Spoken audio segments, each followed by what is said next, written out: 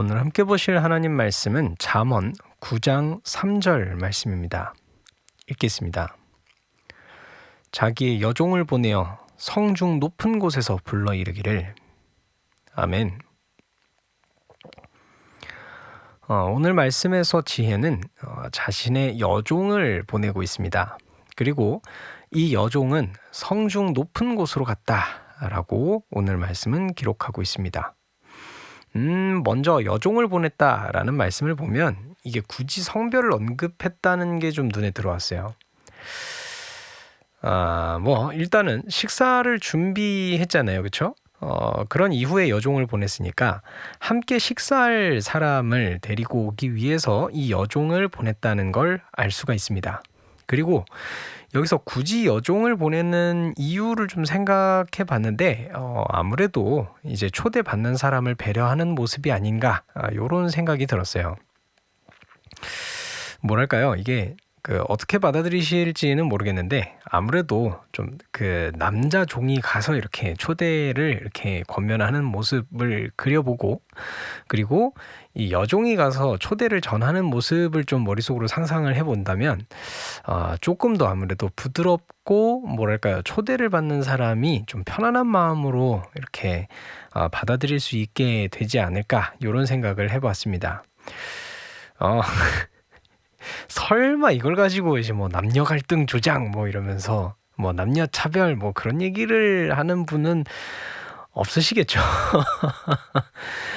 광고 기획 이런 얘기를 하지 않더라도 사람들의 이미지 문화적인 어떤 그런 얘기를 하지 않는다고 하더라도 당장 성경이 쓰여진 그 시대를 좀 생각해 볼 때, 그리고 이것을 읽었던 그 예전의 독자들의 관념을 좀 생각해 볼 때 요거는 굉장히 당연하지 않을까. 네, 그렇지 않을까 생각해 봅니다. 이게 말하자면 진짜 한도 끝도 없기는 한데 지금은 넘어갈게요. 자, 다시 돌아와서 그만큼 지혜는 초대되는 상대방을 배려하고 있다는 걸 볼 수 있는 대목 아닌가 싶습니다. 그런데 오늘 말씀에서는 초대되는 상대방이 나오진 않았거든요. 그런데 이 여종이 가는 곳이 묘합니다. 성에서 가장 높은 곳, 성중 높은 곳이라고 나와 있잖아요. 성중에서 성에서 가장 높은 곳, 그러니까 성 안에 있는 모든 사람들이 보고, 그리고 이 여종의 말을 들을 수 있는 곳으로 갔다는 얘기입니다.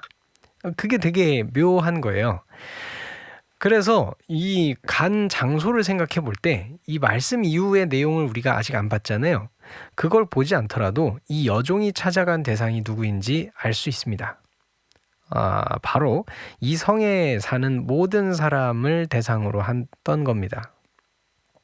사실 이 대목이야말로 진짜 특이한 거예요. 왜냐하면 보통 굉장히 많은 준비와 그리고 어떤 격식을 갖춘 이런 잔치라면 아무래도 특정 대상이 있기 마련입니다. 그렇죠?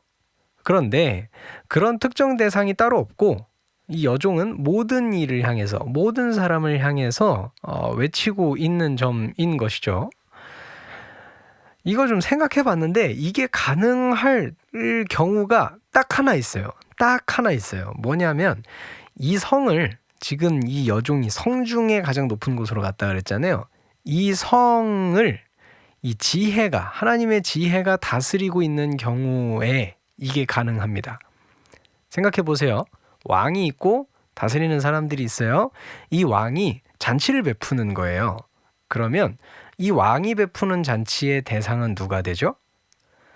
백성 모두가 대상이 될 수가 있는 거예요.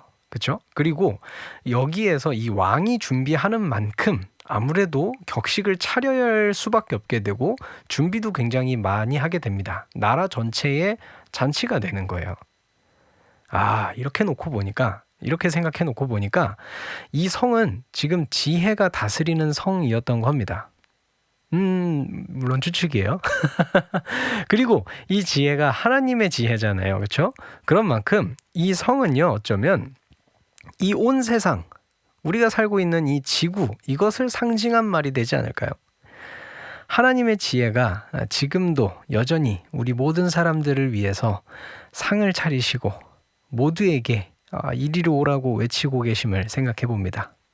또 하나님의 지혜가 얼마나 이 모자란 사람을 배려하고 아끼고 사랑하시는지 오늘 말씀을 통해서 다시금 돌아봅니다. 그 지혜의 초대에 기꺼이 갈 수 있는 제가 되기를 소망합니다.